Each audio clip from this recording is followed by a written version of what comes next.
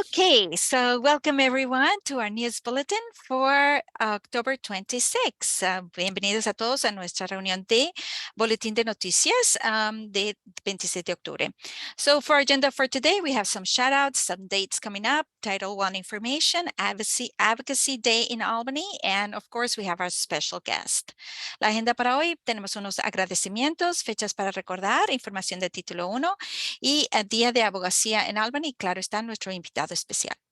So here is a big thank you to everybody who participated in our wellness walk. For our walk for a cause was wellness and resource fair, and it was just the excitement of it all. We have 256 students who participated. We had our family council, other families who signed up to attend and get their t-shirts, and we have our Assemblyman Manny de los Santos, who gave a wonderful speech to our students, and of course all our partners from Columbia University and New York Presbyterian, Uptown Dreamers, and a great shout out to PSW. Como ven aquí es a gran presentación de todos nuestros estudiantes. Tuvimos 256 a 260 alumnos que participaron de nuestras dos escuelas, una gran representación de nuestro conjunto estudiantil de honores y de asesoramiento, y claro está nuestro consejo de familias aquí con gran entusiasmo que participaron. Mil gracias a todos nuestros socios de la Universidad de Columbia, el Hospital New York Presbyterian, Uptown Dreamers y claro está PSW, que nos apoyó de una forma maravillosa. So dates coming up, we have our dress down tomorrow. Our students from our honor society reach out to the Cancer Center from New York Presbyterian and Columbia University, and they partner up to do a dollar dress down to make sure that they get all the proceeds to Columbia University Cancer Services. And they were inspired after our walk. So big shout out to our honor society. And so please wear pink for our high schoolers. This is only high school. That will be tomorrow, and bring $1. Reminder for high school 2, the mid-marking period 2 is now, so please check Alma for your grades. Winter sports tryouts beginning today, so please check out their website. Remember, they have all the tryouts, all the information there on their website, so stay tuned on that. Reading logs, please submit them every Sunday. We'll talk more about that. And October 31 is, of course, celebration with there's a costume contest and in the high school. For middle school is optional.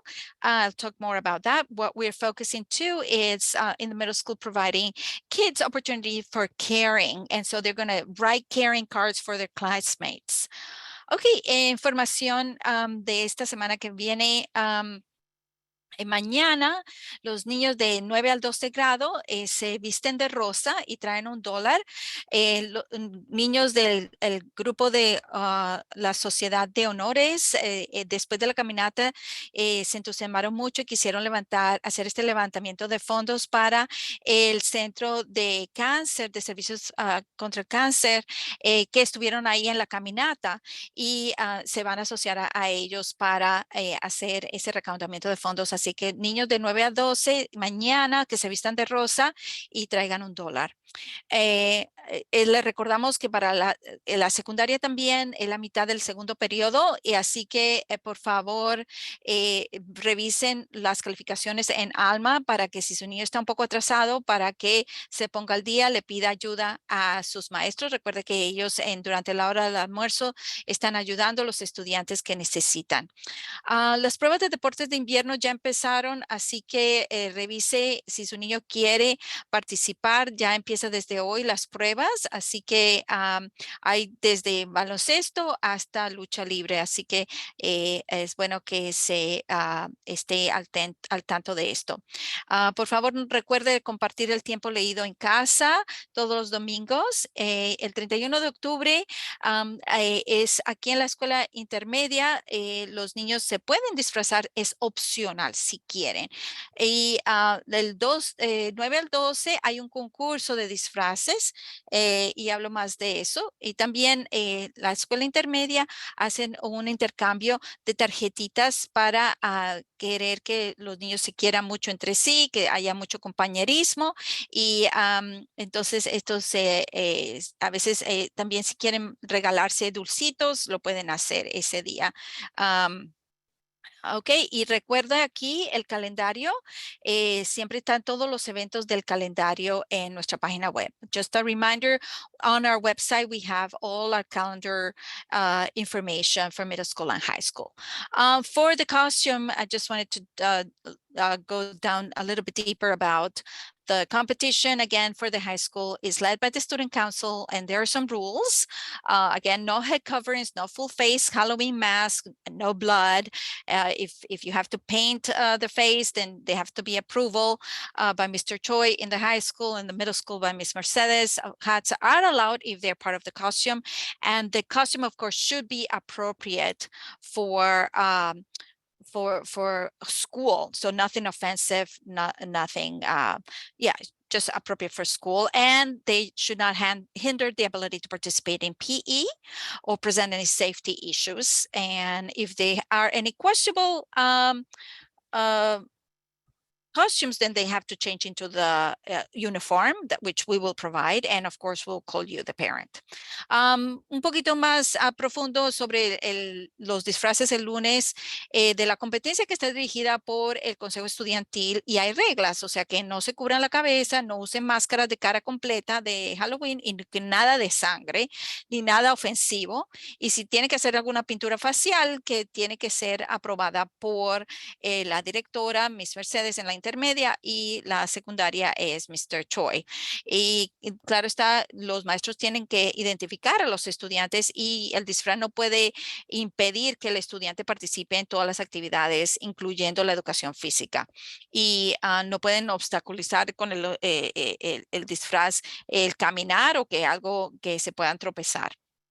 Y si no siguen las reglas, pues entonces le van a hacer que se cambie a un uniforme que nosotros le vamos a dar, y claro, esto lo vamos a llamar a usted como padre.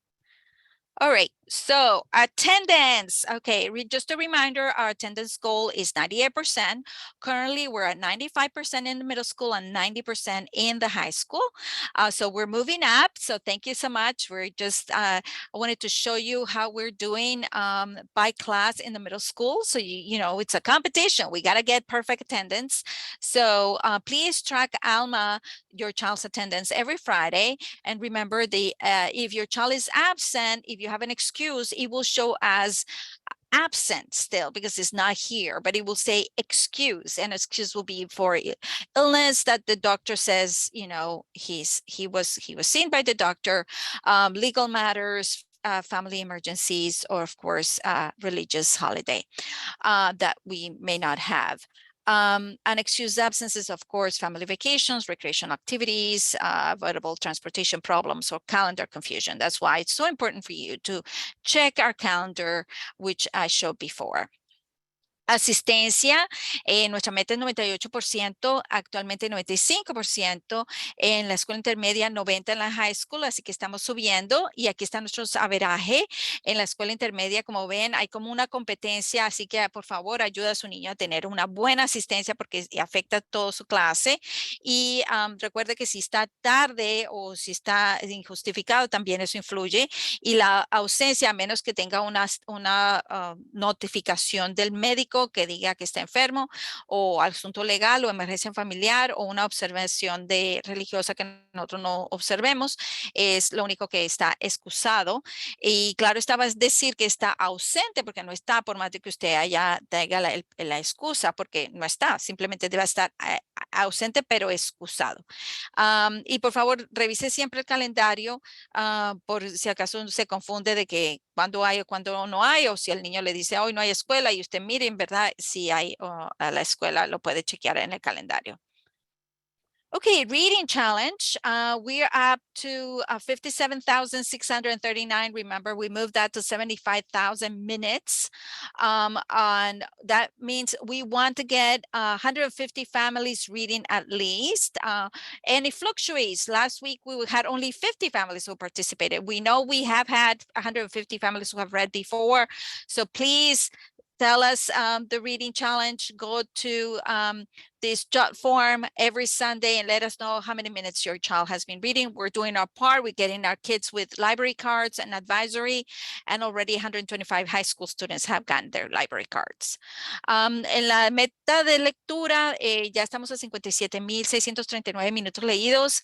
En sí, lo que quiere decir es que sabemos que hay por lo menos 150 familias que están leyendo con nosotros, pero a veces todas las 150 están leyendo en la semana, a veces esta semana pasada solo 50 familias leyeron. Así que vamos, empujémonos. Sabemos que todos podemos para seguir leyendo y poniendo los resultados cada domingo de cuánto tiempo su niño está leyendo, porque el hábito, lo que queremos es el hábito. Y si a veces usted no entra, pues entonces es como que baja el hábito. Así que por favor, sigan leyendo, los empujamos. Ya nosotros estamos haciendo todo para que los niños de secundaria tengan las libretas de la biblioteca. Título 1. So title 1, this is it. Sunday ends, the time to vote. So you got to let us know how to use 1% of the funds for parent engagement. So please let us know. And we have here the video. It's already in our YouTube channel. So let us know how to use that. After that, we have a list already of the parents who sign up to be Title I representatives. So they will decide how to use additional funds moving forward. And I will be calling parents who have not completed the lunch forms, because they determine how much money we get. So you will be getting phone calls from us if you have not received if we know that you have not completed the lunch form. Título 1, ya cierra la votación para saber cómo usar los fondos, que es el 1% que nos da el gobierno para participación de padres. Y ya padres nos han dicho lo que les está interesado, y así que ya están las opciones aquí. Por favor, déjenos saber cómo usar estos fondos. Y si quiere ver más de cómo ha estado progresando, nosotros hemos grabado todas las sesiones, así que lo puede ir a YouTube. Y le recordaremos que después de esto, pues ya los fondos adicionales que podamos tener que no estén usados, pues entonces el comité de título 1 que ya se inscribió es el que va a decidir cómo usar los fondos. Lo que sí le digo es que ya nos llegó la lista de los padres que no han llenado el documento de almuerzo, que es el que determina cuántos fondos nosotros recibimos, así que lo vamos a estar llamando para que por favor complete este documento de almuerzo. And I just want to, lastly, your voice counts. So sign up now to advocate for our school in Albany. So here's the QR code. Please let us know if you're going to Albany January 31st with your child. Is a trip. We'll provided the transportation and everything by the Charter Center. So we already have here our wonderful president, Barbie Chavez, who already went to Buffalo recently last weekend. And so here's a picture with people from the Charter Center. And now our next step in advocacy is to go to Albany. So very important. And I want to show you here, these are some of the kids. Some of them did not want to have their picture taken. So these are some that wanted to have the picture taken. And they went to our Girls Rule the Law Youth Conference. They had a wonderful time meeting wonderful lawyers and judges, networking. These are kids who are exploring a career in the law profession. And I'll tell you more about the Student Leadership Day, which is happening right now. La otra cosa es que por favor se inscriban ya si quieren abogar por nuestra escuela en Albany, New York. Es un paseo que va todo el día, así que fíjese ver si usted puede estar con nosotros del 31 de enero todo el día. Y por favor, use aquí el código QR o este enlace. Y aquí tenemos a nuestra linda madre de Consejo de Familia, presidente Barbie Chévez, que ya estuvo en Buffalo con el Charter Center. Esto organizado también por el Charter Center, así que vamos a abogar por nuestra escuela. Demos fuerza. Usted y su niño, nos vamos en un bus bien grande. Tenemos que llenar el bus para poderlo tener el autobús. Y la otra cosa es que nuestras niñas estuvieron en esta conferencia. Algunas no están aquí en esta foto porque no quisieron tomarse la foto. Es las niñas gobiernan la ley. Esta conferencia fue mm, muy interesante en que se estuvieron unidas a abogados, jueces, figuras políticas y estuvieron hablando con ellos y tuvieron un día muy lindo. Así que mil gracias a todos los padres que nos colaboraron para llenar el papel de permiso. Buenos días, Tatiana. Disculpe que la moleste. Hay varios padres queriendo intentar a entrar al Zoom, pero no los están dejando. Disculpe la interrupción. No los tengo aquí que quieran entrar. Déjame ver, no los veo que están queriendo entrar. Ok. Gracias. Gracias, Gloria. So I'm going to now give the floor to our guest, Mr. Vince Benevento. So Mr. Benevento is a licensed professional counselor. He holds a BA in psychology from Wesleyan University and a master's in school counseling from Fairfield University. He's the founder of Causeway Collaborative. It's an organization that specializes in empowering young men. And they offer futures planning, parent coaching, family therapy, and therapeutic mentorship and counseling. So we have asked parents if they had any questions to please ask him. If you still have any questions to please, you have the QR code there, so you can ask him questions. Nuestro invitado especial en este momento es el señor Vince Benevento. Es un consejero profesional licenciado, tiene una licenciatura en psicología de la Universidad de Wesleyan y es una maestría en consejería escolar de la Universidad de Fairfield. Es un fundador de Causeway Collaborative. Es una organización que se especializa en empoderar a varones jóvenes y ofrecen planificación de futuros, entrenamiento para padres, terapia familiar, tutoría terapéutica y asesoramiento. Así que mil gracias por estar con nosotros. Bienvenido y le damos la palabra. So thank you so much for coming and we'll give you the floor. Sounds great. Good afternoon, everybody. It's nice to see all of you virtually. I appreciate everybody joining us here today. Just a little bit of background on, my organization and my connection to Inwood Academy. One of the board members, Max Rosenthal, is a lifelong friend of mine. He's done a ton of philanthropy in your local community and in mine. And so we were reconnecting and he talked to me about Inwood and how, special of a place it is and the work that he's doing there and how inspired he is. And so he got me connected to Christina, who got me connected to Tatiana. And here we are. So my background is specifically working with young men. My life work has been working with young men from all socioeconomic backgrounds over the course of the last, 20 years around mental health issues, substance use issues, educational issues, things of that nature. And though my background is specifically for young men, if you have a child who's a daughter, I could certainly do my best to speak to some of the broader conditions that I've observed and some of the stuff that we work on in our organization as well. So. Ok, so la forma que nosotros nos conectamos con el señor Benevento fue porque una de las personas de nuestra junta directiva, el señor Max Rosenthal, es un muy buen amigo de él y entonces le estuvo hablando mucho de nuestra escuela y lo mucho que quiere nuestra escuela y el gran labor que está haciendo. Entonces él lo conectó con nuestra directora ejecutiva, Miss Cristina Reyes, y ella me conectó conmigo y así fue que estamos todos unidos. En sí, él ha estado más de 20 años trabajando con jóvenes, varones, pero claro, él también ha trabajado con con familias que tienen niñas, así que va a ser, si tiene alguna pregunta con niñas, pues también él va a hacer todo lo posible para contestar su pregunta, pero está muy calificado para ayuda también con uso de sustancias y ayuda educacional, así que le puede hacer sus preguntas.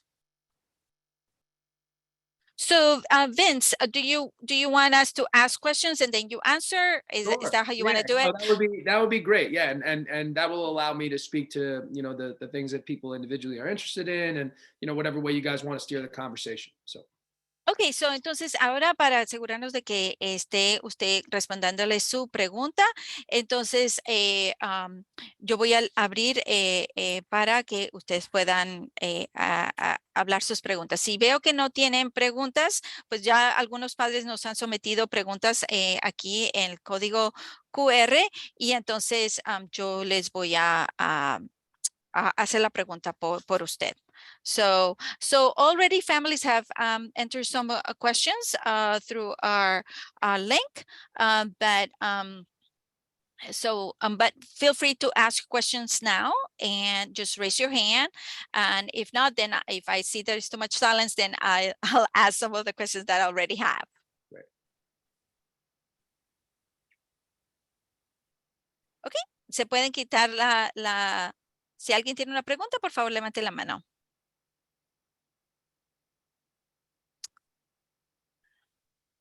So I just want to let you know that Lourdes is out sick, so I don't have somebody to monitor the chat. So if Gloria can help me monitor the chat, that would be great. Gloria, si hoy no está Lourdes, así que si tú me ayudas a monitorear el chat. So I don't see any question. Oh, yes, I have one question. And I don't have the name, so you can iPhone. Quizás soy yo, María Romano, Tatiana. María Romano, ok, sí, María, sigue. Sí, buenas tardes, gracias. Quisiera preguntarle que cómo podría yo ayudar, es un varón de 12 años y él es buen estudiante, él siempre está tranquilo y no hay problema, quejas en la escuela, pero tiene problemas con comportamiento conmigo y con sus hermanitos. Explota fácilmente y entra en ira y se descontrola. ¿Cómo podemos ayudarlo? So here is a question about she has a son, he's 12 and he's a great student. He does very well in school, but when he's home, she can tell that he has a lot of anger and he just explodes, and she has to mediate a lot of fights with siblings. So how can she help, because he's not saying anything about what's bothering him? Yeah. So Maria, that's a good question. Thank you for asking it. So, well, I think one thing that you can feel good about, right, is that your son's challenges and his issues are showing up at home, which means that that's where he's most comfortable, which means that you've created an environment there where, he feels like he can present to you anything that's going on with him at any given time, right? So I think, it speaks to the situation and the fact that, he will be his true self, regardless of what mood he's in and regardless of what issues he's having in front of you, which I think is a good thing. Right now, what it also speaks to is, in my opinion, and, just frame of reference, we've seen like 2,000 kids in the last 10 years. And by kids, I mean, older students. So like 16 to 25 is really kind of the age demographic that we see. So, I'll try to generalize as best as I can for younger kids. But, from my perspective, when a young man has those kinds of decompensating issues at home, it speaks to the degree of stress he experiences in terms of holding it together at school. So it means that, it's really hard for him to go through, despite the fact that he shows up well at school and he does, his conduct is good and his grades are good. There's a lot of energy sapped to make it through the day in that kind of a way, So I would, if I were you, Mom, I would try to figure out what the root cause issue is, because my suspicion would be it's something unrelated to being at home that's coming out at home because he feels like that's a place where he is safe and comfortable to express himself, you know? So, you know, all that energy is being poured into keeping it together and being a good student and walking a straight line and doing the right things. But as soon as he opens the door, it all kind of falls apart because it just requires so much energy to hold it all together. Okay, thank you. So, en sí, él se siente que has hecho una labor muy buena, María, de hacer que tu casa sea un lugar donde él se pueda expresar y sea él mismo. Así que él puede, sin necesidad de ser juzgado, ser como lo que él siente. Así que es posible que dentro de la escuela él tenga mucho estrés y este es el único lugar donde él puede poder expresarse, y así que es bueno que él se exprese todo en tu casa. Lo que hay que buscar ahora es cuál es la Ok. raíz de el estrés que él tiene, porque hay energía que a él tiene que usar demasiada dentro de la escuela, por lo que se porta muy bien, y la única forma de él desahogarse es en la casa. Y él cree que el asunto a lo mejor no es cosa de tu casa, a lo mejor es todo lo que lleva recargado durante el día. Okay, so Gracias. I'm gonna move to Miss Lilia Sosa. Sí, buenas tardes. Mi pregunta era, yo tengo mi niño Yariel de 7 grados, tiene también 12 años, y él le cuesta mucho socializar, hablar. Él es buen estudiante, pero él no habla, ni en la casa habla mucho, y esa es mi inquietud, porque él es muy tímido, no sabe, él dice cómo socializar con las demás personas. Entonces, no sé si él necesita hablar con alguien para que él contarle lo que él siente o qué ayuda él necesita. Thank you, Lilia. So the question is, my child is in 7th grade and he is very shy. It's very hard for him to socialize with others and even to talk much. So she is concerned about his development and would like to know what would you recommend for him because she doesn't know what to do because he doesn't talk at home much and doesn't talk much at school either.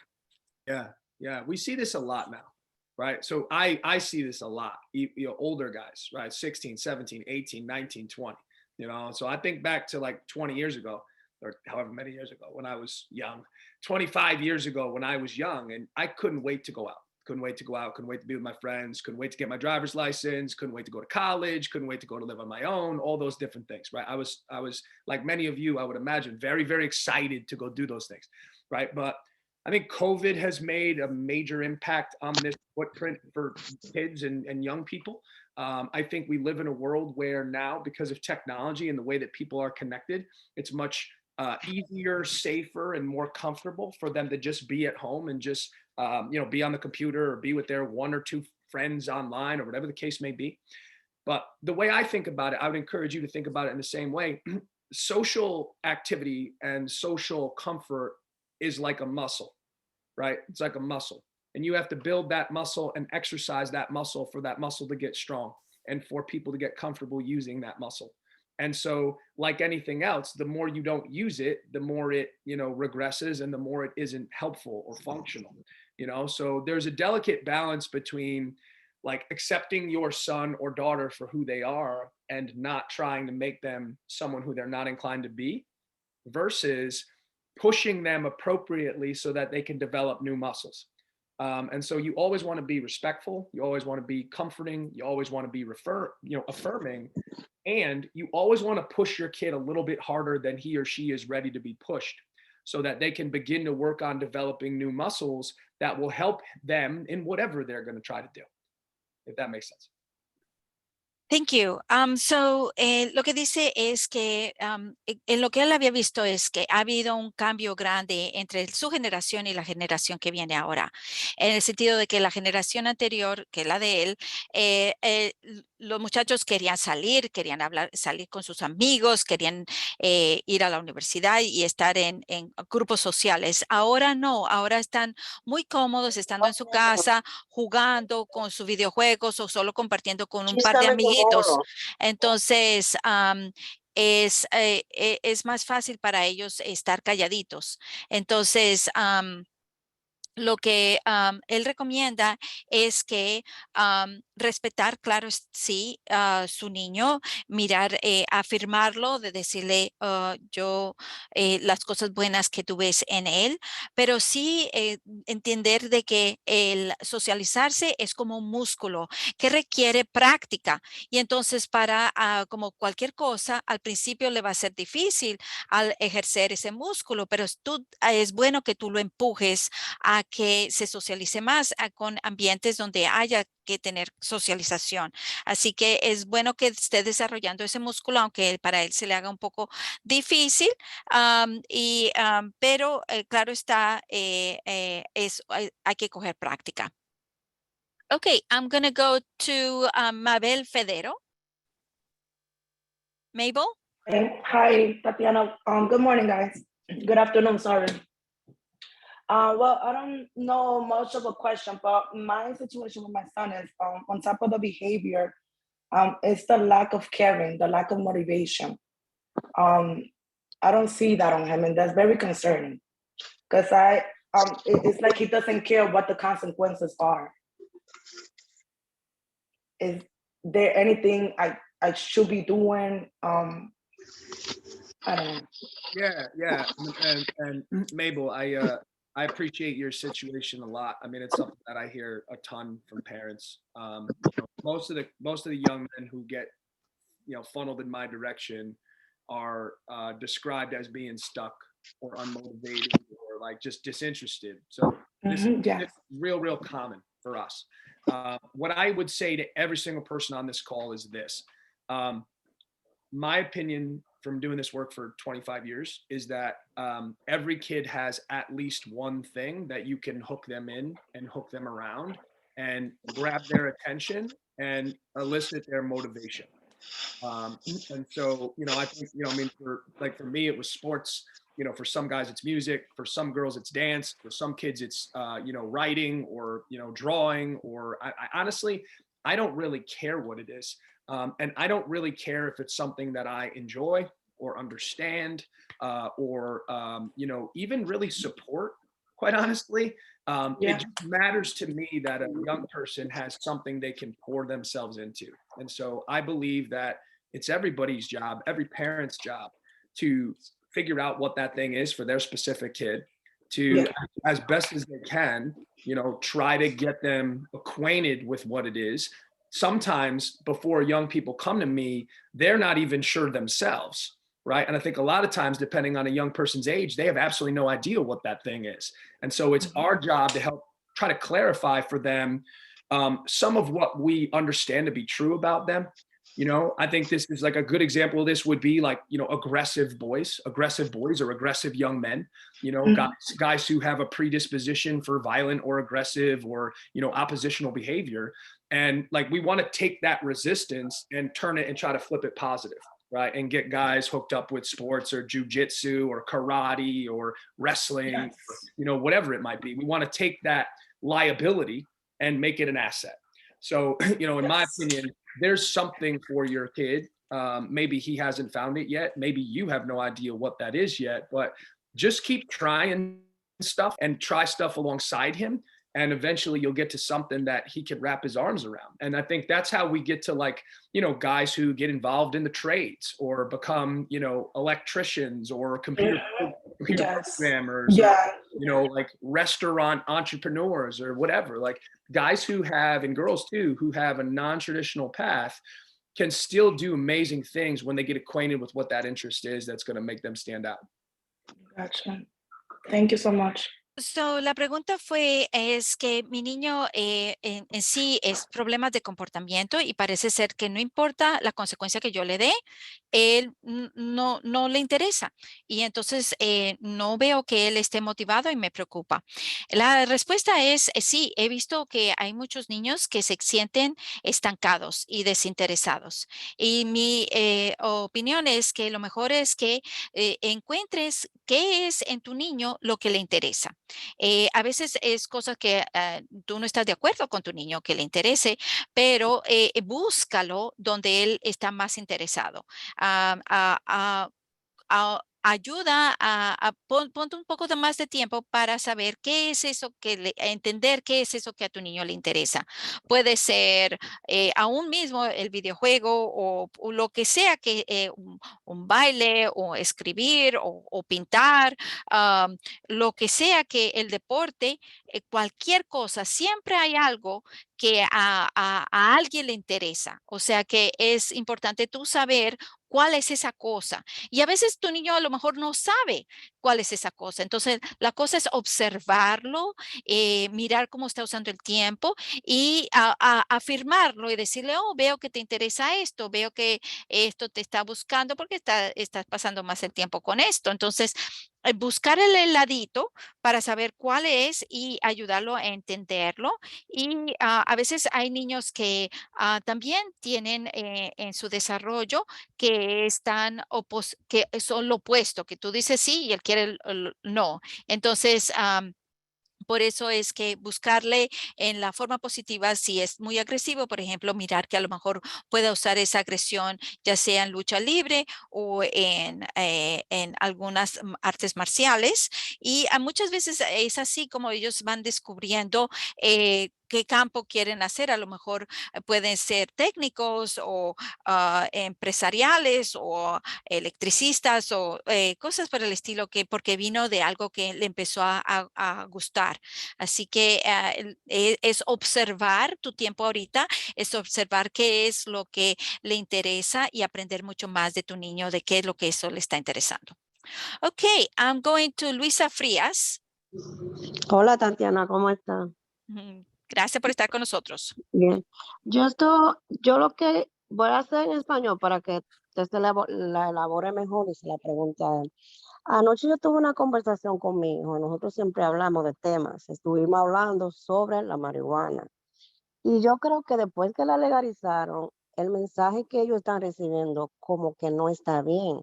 Tuvimos un debate, yo le decía que eso hace daño, él me dice, oh no, la marihuana solo es una planta medicinal que es para que la persona se relaje, especialmente cuando niños que tienen muchos problemas y eso le ayuda. Yo quería saber si el tema, él sabe de un website o un link que yo le pueda enseñar a él que le deje mejor explicación, porque en el debate que él y yo tuvimos, la verdad que me iba ganando con la explicación que él dio y yo solamente me quedaba diciéndole, oh, eso te hace daño a tu cerebro y explicándole la consecuencia. Yo quería saber si hay algún link o un libro o algo que él pueda leer para que de verdad le dé mejor información.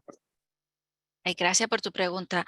So the question is, my son, I had a big argument with him last night. We were talking about marijuana because ever since it got legalized here and it's everywhere, and even people that are well known are using it. The message is that it's okay, and even I was losing the argument because he was saying it's good. It's an herbal, it's a plant, it's good for you, it allows you to relax. And so would you have like a link or anything where I can show him like this is not good, it's not good for your brain? Not off the top of my head, but I have what I believe is a good argument that maybe you could use, right? So look, I think there are just clarifying question. How old is your son? Luisa, ¿cuántos años tiene tu niño? 16. 16. 16. Okay. So like this is the age where we start to bump up against like age appropriate developmental substance use, where, young people start experimenting with substances typically, drinking alcohol, smoking cigarettes, smoking marijuana, historically this is roundabout kind of when that stuff happens. So I think, one silver lining is that what you're observing is not necessarily that far outside the norm. And this sort of struggle around, him trying to individuate, be his own person, test boundaries, do things that he probably shouldn't do is pretty appropriate for, a young person his age, despite the fact that we disagree with the behavior. Right. But I think, what I say to young people, and, by the way, the way that the landscape has changed, I started my business 10 years ago. So the way that the landscape has changed around marijuana in the last 10 years is fascinating, and also highly problematic for people in my business, where I think a lot of what you're saying is true, where there are mixed messages about use, where, if it's legal, it has to be good, where there's even research, around medicinal marijuana and its benefits, where it makes it very confusing for people, parents especially, to inform their kids, right? But there are a lot of things that are legal that are not beneficial for teenagers, right? Gambling is legal for people who are 21. Alcohol is legal for people who are 21. Cigarette smoking and vaping is legal for people who are 21. Marijuana is legal for people who are 21.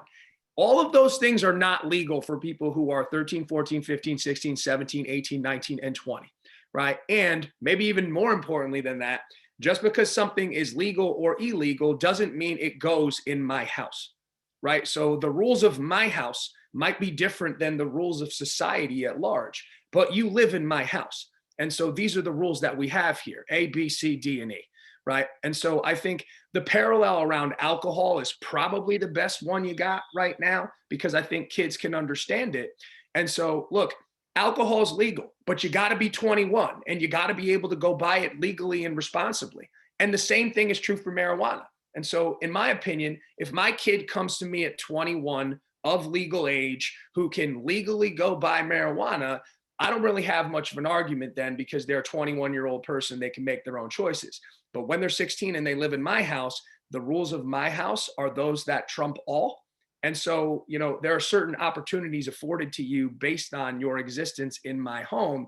One of them is predicated on you not smoking marijuana at age 16, period. Thank you. So, lo que él dice es que una de las cosas que hay que entender es que a esa edad de 16 años es cuando los niños se quieren diferenciar de los adultos, de los padres. Y entonces es tiempo en que ellos... sorry. Entonces lo que van a hacer es mirar cómo van a hacer más de lo que ellos quieran, ¿verdad? Y experimentar. Entonces, lo bueno para ti es de pensar de que es la edad de experimentar. Entonces, el niño se está desarrollando muy bien normalmente. Lo único es, claro está, es que la sociedad no te está ayudando. Y sí entiende que el problema que tú estás teniendo, porque en sí es un problema para también todos los clientes que él tiene, porque creen que eso es bueno. Más sin embargo, lo que él cree que te puede ayudar es que muchas cosas son legales, pero el hecho de que sea legal no quiere decir que sea bueno. Y la otra cosa es que es legal para cierta edad. Por ejemplo, para poder tomar alcohol es 21, para poder jugar al azar en los casinos es 21, para fumar con vapeo es 21. Entonces, todo esto hay una edad, o sea que a menos que esté de 21 en adelante y puedas comprar esto legalmente, no es beneficioso para ti. Y luego que la otra cosa es que tú estás en mi casa. Y en mi casa, aunque hayan leyes afuera, aquí hay leyes en mi casa. Así que en mi casa no permito que nadie me fume o me traiga nada de esto o tenga este vicio. Y ya que tú estás dentro de mi casa, tú tienes que seguir por las leyes de la casa. Aunque no vayan con las leyes de la sociedad, tú tienes que seguir por las leyes de mi casa, porque yo soy la que estoy rigiendo esta casa. Y tú tienes esa autoridad de decirle eso, que esté bien claro cuáles son las leyes de tu casa. Ok, so me voy con Carmen Pichardo.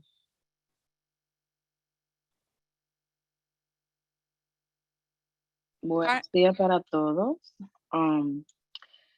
Mi pregunta es, Por ejemplo, en mi caso, la niña mía tiene más destreza, es más independiente, es más eh, una persona que no necesita tanta ayuda como el varón. Es un poco tímido mi hijo también. Cogí el tics que la muchacha preguntó. Pero me gustaría saber cómo podría yo empujarlo más para que él sea, aunque yo lo he llevado por una guía para que él se independice, sea más productivo y así, pero me gustaría saber por qué tiende esa parte de casi mente, los niñas son más hábiles algunas veces que los niños. Okay, so the question is, I have two kids. Older child is a girl, and then my son. And I see the contrast between how my oldest girl is so much more independent, and than my boy. My boy is shy. I have guided him. I have pushed him to do a lot of things independently, and so one, what can I do to get him to be more independent? And two, what is that difference? Is it just me, or is it something that you see too? Carmen, I love your question because it really speaks to like my life's work, you know? So I started this business 10 years ago. My background is I'm a rehabilitated guy. So I went to college. I was a recruited athlete. I failed out of college, got mixed up in some things I shouldn't have got mixed up in, had some pretty bad mental health issues, had some pretty bad substance issues, and like kind of redirected and started to get my life back on track, right? But when I decided that I wanted to help people in similar ways and in similar situations, it was really easy for me to notice that there was a lot of guys in my same situation, right? And so as I've now done this work for 10 years, exclusively with young men and exclusively with an all-male team around them, I have 16 clinicians that work for me, all men, 12 in Westport, and then another 4 in my West Hartford office.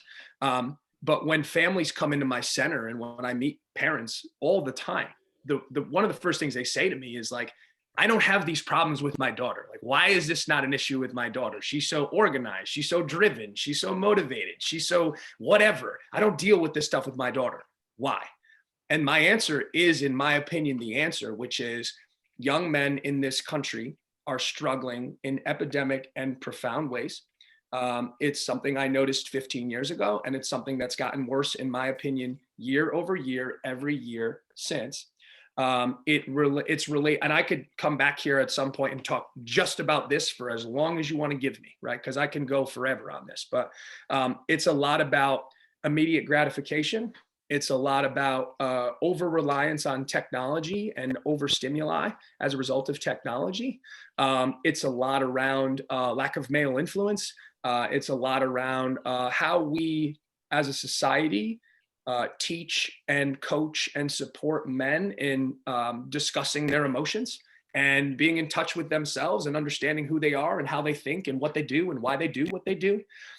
So the observations that you're making are observations that people in my position are doing research on and writing about and studying and writing books around and have been and continue to, because we see those issues become more profound. And I think when the spotlight really hit it was post-COVID, right? So, just some basic data, but, 50 years ago, colleges were about 60-40 male, female, right? So guys were 60% of the student body, women were 40% of the student body. Now it's flipped. And it's less than 40% male plus 60% female in the last 40 to 45 years. So the entire educational landscape across the country has completely changed.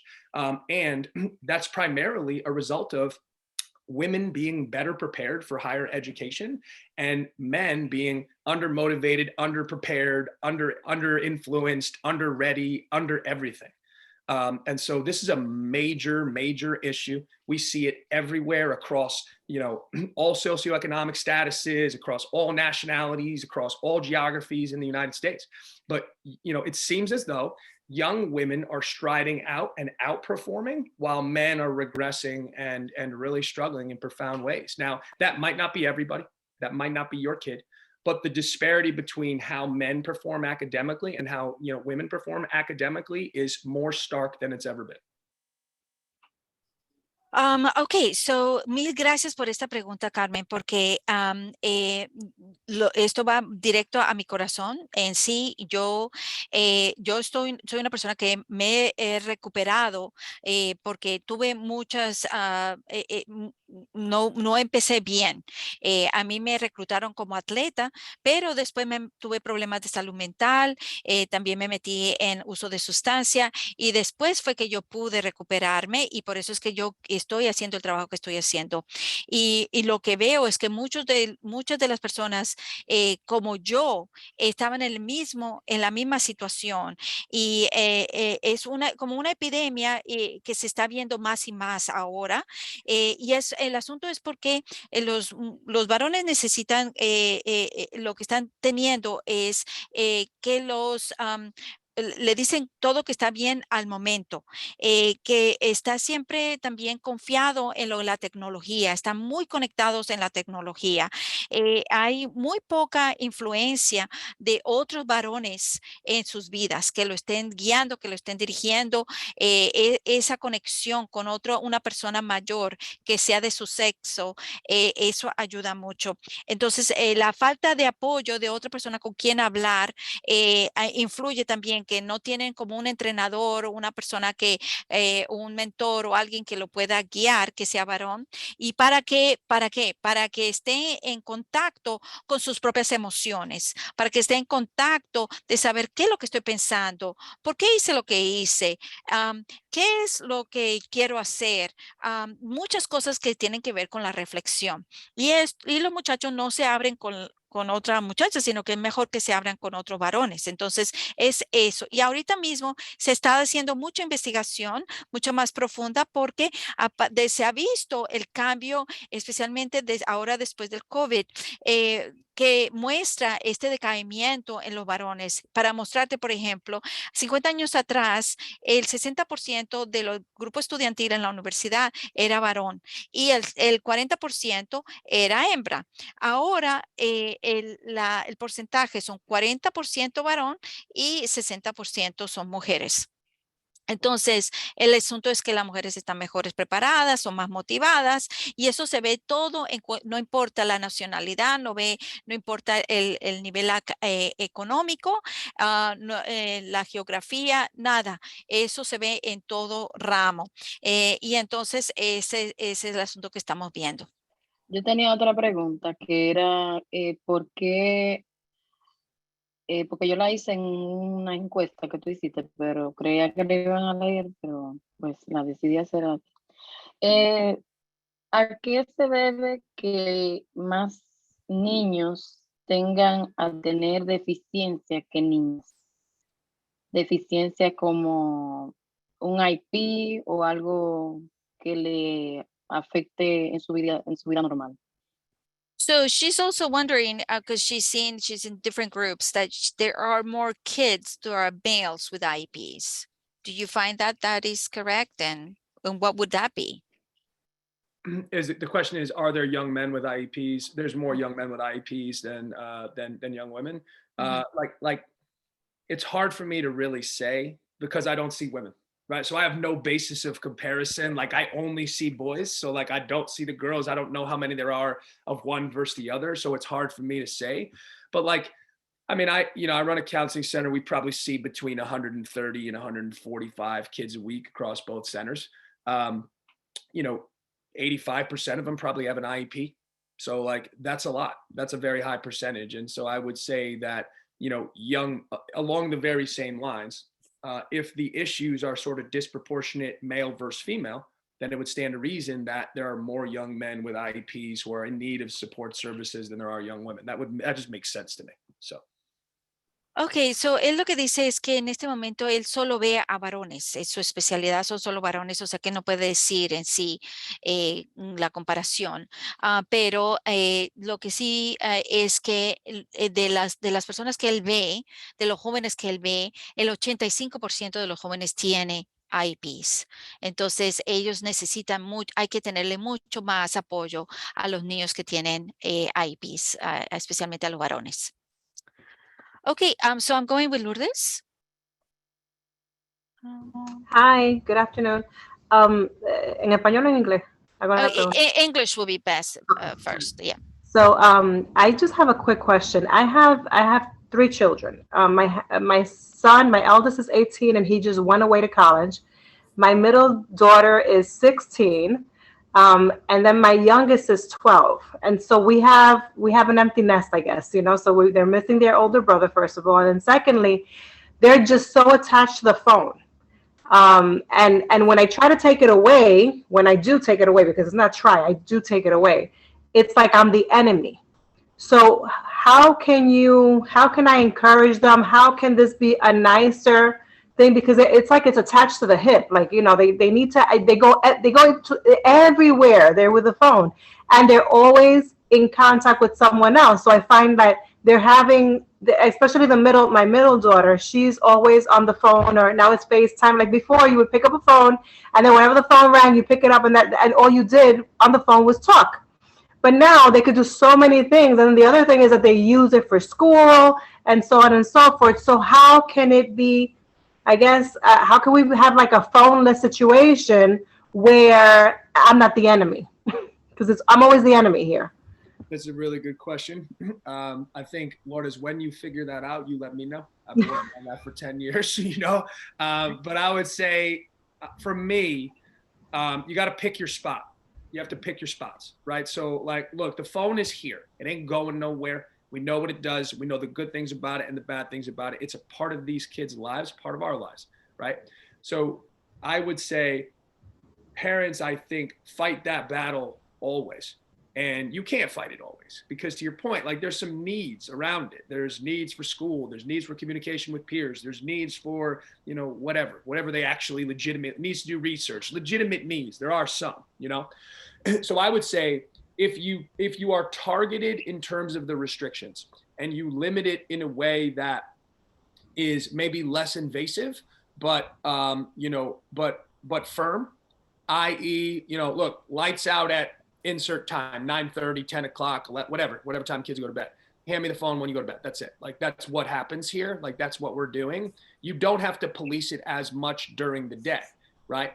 And similarly, like if you pick one day, right, or one half day, or maybe like Sundays between the hours of noon and 4, we're going to hang out as a family. Everybody's phone goes in the basket, or everybody's phone goes in the drawer. So like, I think people try to swing big and hit big here. Start small, right? Start small, but start sustainable. So like the phone goes off. I get the phone at 10 o'clock because you don't need it because you're in bed sleeping. Give me your phone every night or every school night. That's a good place to start as a foundational pillar. And also a nice chunk of real estate where you want to do an activity as a family. Now, that's going to put the ball back on you to come up with something that's going to be interesting, stimulating, fun, etc., and like make it so that they're not complaining the entire time. But if you could put those two like basic pillars in place, I think they're really important to build around, and also it sets a precedent that you could actually maintain and potentially set yourself up to win. Thank Okay, you. entonces el asunto es, ¿qué hago yo cuando tengo mis niños tan atados al teléfono? Bueno, es una batalla que a veces no podemos ganar todos. Entonces, o sea que lo que puede hacer es empezar pequeño y no empezar grande. Una de las cosas que recomienda es, por ejemplo, que pongan bien las reglas firmes.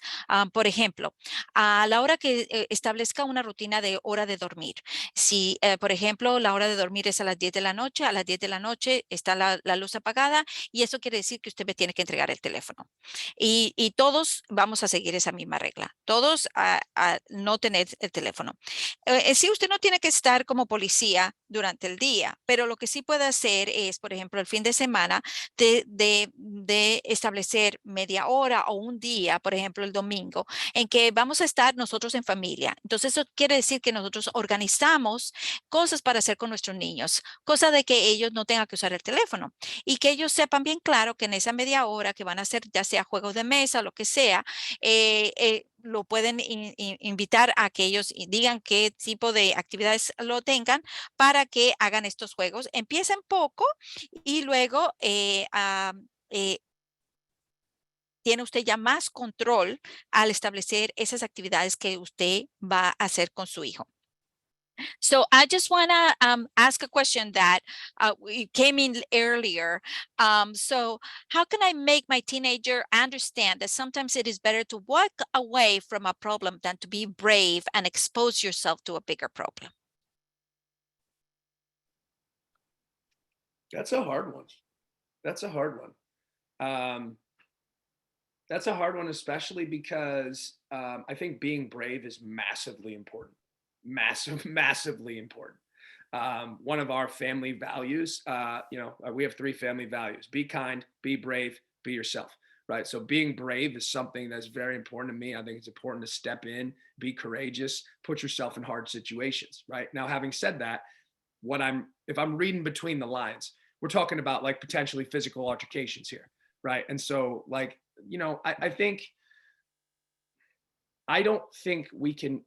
I think as parents and as people, we can never operate under the belief that we can make somebody do anything. It's especially as young people get older, right? Like when your kid is 15, 16, 18, 20 years old, it's really hard to make them do things. Like, unless you want to, you don't want the kind of interaction that is necessitated by you making someone do something, right? So it really goes back to relationship. What kind of a relationship do you have with your kids? Can you speak to them openly? Are they honest with you? Are you someone they go to? Do you have that foundational equity where your words actually matter? And so when you say, hey, listen, I know that you have issues with this kid or that kid, it's really important for you to stay away from them because of these implications and these potential consequences. Your words need to matter, right? So, you have to position yourself over actually many, many years to be able to have that kind of conversation with your kid, because ultimately when they're in the world, you can't make them do anything. You can only help them remember your words through your influence and your relationship. Ok, entonces la pregunta es, ¿cómo puedo ayudar a mi niño adolescente a entender que a veces es mejor dejar una situación y no entrar en algún problema por ser un valiente y al ser valiente de ser expuesto a un problema más grande? Bueno, la valentía es algo que es muy importante para los hombres y entonces es algo de sus valores. Entonces es difícil. Lo que yo recomiendo es que es importante recordar que tú no puedes hacer que otra persona haga algo, especialmente cuando ya están a esa edad de ya jóvenes. Entonces es mucho más difícil de que tú los obligues.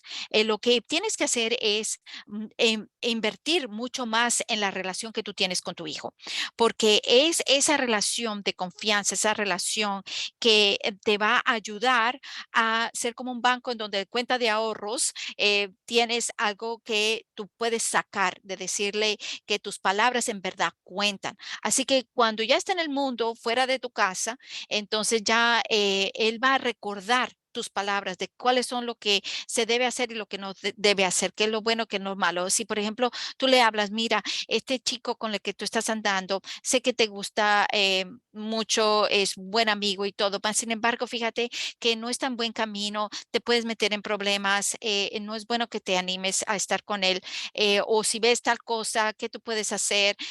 Cosas que tú le vayas a hablar y en verdad tus palabras cuenten.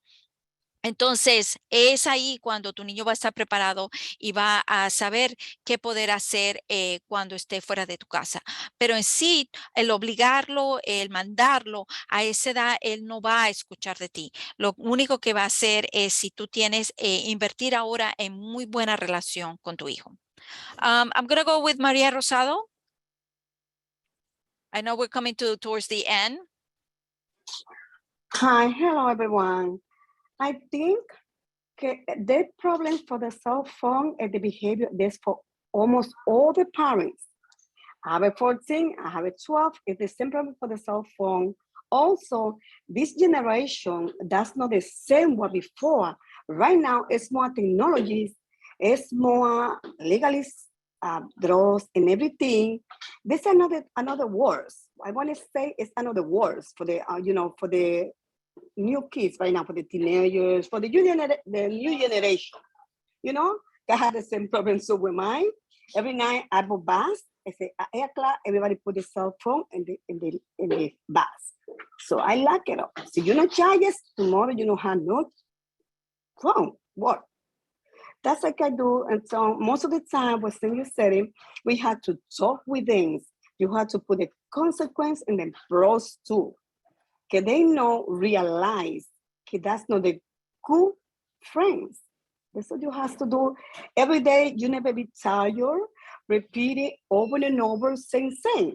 Can again and again, the same new generation. That's not the same we growing before.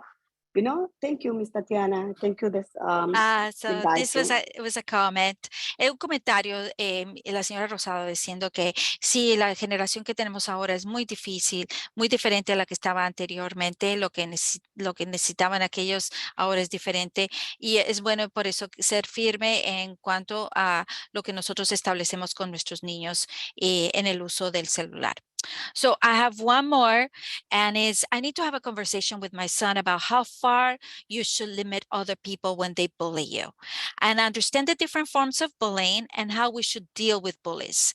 So it's very hard to understand, like from the mentality of before, it's like if somebody hits you, hit harder. But now, what do we do?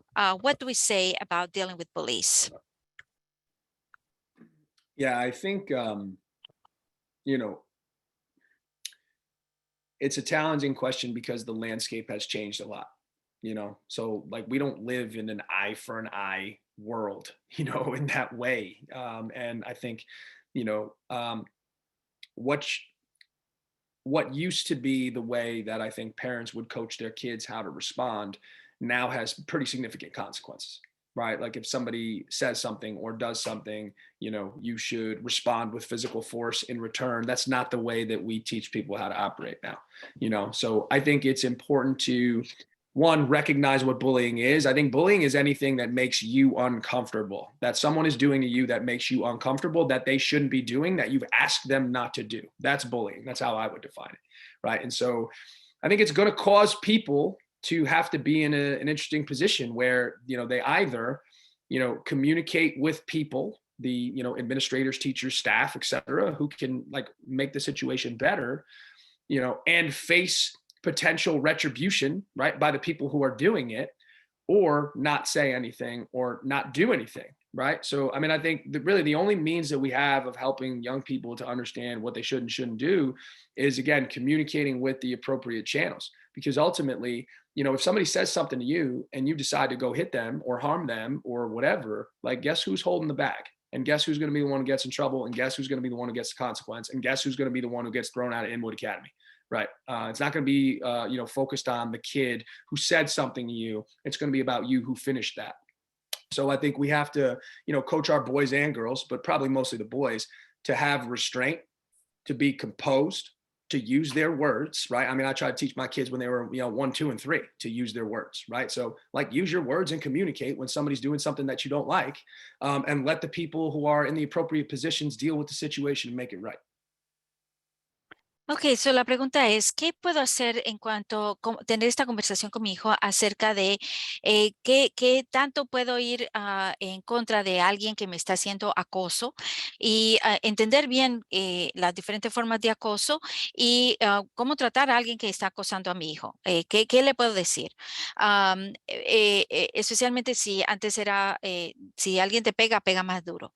Entonces, él lo que dice es que la forma en que antes se trabajaba en otras generaciones era exactamente eso, que si alguien te pega, pega más duro, pero no es como funciona ahora la sociedad, porque y es muy importante que no le digas a tu niño que si alguien te pega o te molesta, pégale más duro para que no te moleste más, porque ahora el que está más, el que van a poner en problema es el que está, que termina el asunto.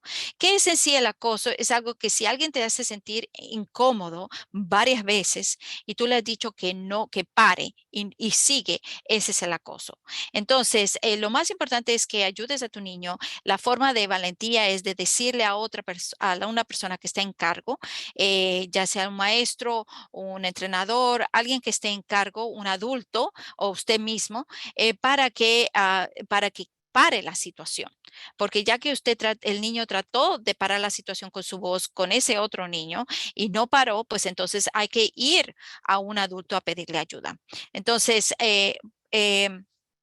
el asunto también es ayudarle a él en el momento a tener autocontrol, a usar sus palabras y si no le gusta decirlo, porque sí el adulto puede ayudar, pero él mismo lo que puede hacer es escalar la situación y ponerlo en más problemas si está usando los puños o otra forma de acoso en retribución. All right. So I think we we have we talked about oh yes, how my boys would rather be playing than doing homework. How can I help them when they do not want my input? And they're in high school. Yeah, I mean, I don't think kids ever want their parents' input about playing instead of doing homework, right? So that's every parent from every kid, literally always ever. My advice and counsel would be boundaries, just boundaries, establish boundaries. You know what I mean? So, I like the, give to get framework, right? So like, when you come home, you do your homework first, then we move on, you can do whatever you'd like. Or like, flip it. And, I mean, there can be room to be flexible, right? So like, look, happy to have you play, and you're back here by 5 o'clock and you're doing your homework till 7 o'clock, and then dinner will be on the table at 7. So I think there can be some flexibility, right? You kind of want to bend a little bit and give to get, but also recognize that it's your house, you're the head of it. It's your responsibility to support your kid in their, educational goals and pursuits. And it's our job to create a landscape where the kids can perform well. And so if play gets in the way of academics, then it has to be reduced, or it has to be eliminated. But I think we can try to be flexible up front and give kids room to, manage their own timeline, for example, or manage the sequence in which they do things. Ok, la pregunta era, mis niños que están en la secundaria les gusta más jugar que hacer la tarea. ¿Cómo puedo ayudarlos para que hagan las cosas, sus deberes? Porque ellos no quieren que yo les diga, los mande. Entonces, él lo que dice es, su filosofía es de dar para obtener. O sea que si es tu casa, tú puedes poner tus límites y ellos pueden dar contribuir a escoger. Es posible que tú eres flexible, pero que en sí lo primero es lo primero. Lo primero es que estás haciendo tus deberes y luego es jugar. Así que es bueno ser flexible en el sentido de escucharlos a ellos, cómo contribuir para que hacer una rutina, pero una vez que se esté la rutina y si la rutina no está funcionando, de ya sea disminuir la cantidad de tiempo que tienen para jugar o eliminarlo completamente. De todas formas, es bueno que ellos empiecen a administrar su propio tiempo y saber cómo tienen consecuencias al no administrar el tiempo y cómo remediarlos. All right, so we got to the end. Mr. Benevento, thank you so much for your time. Thank you. And we know we have another meeting coming up with you in November, and it's more for getting our kids the transition to college. So Yeah, I'll be back. I'll be back in a few weeks. Excited for it. It should be fun. So. Tenemos muchas gracias a nuestro experto y lo vamos a tener de nuevo para dar un taller a los padres sobre la transición hacia la universidad. Así que mil gracias por estar con nosotros y I'm going to again share my screen just so you get again the QR code in case you have more questions for him that you can think of later, and we can follow up. Thank you so much. Thank you guys. Have a great day. Okay. Thank you. Bye. Bye, guys. Bye. Thank you. Thank you. Thank you. Thank you, Tatiana. Thank you. Thanks everybody. Gracias a todos. Okay.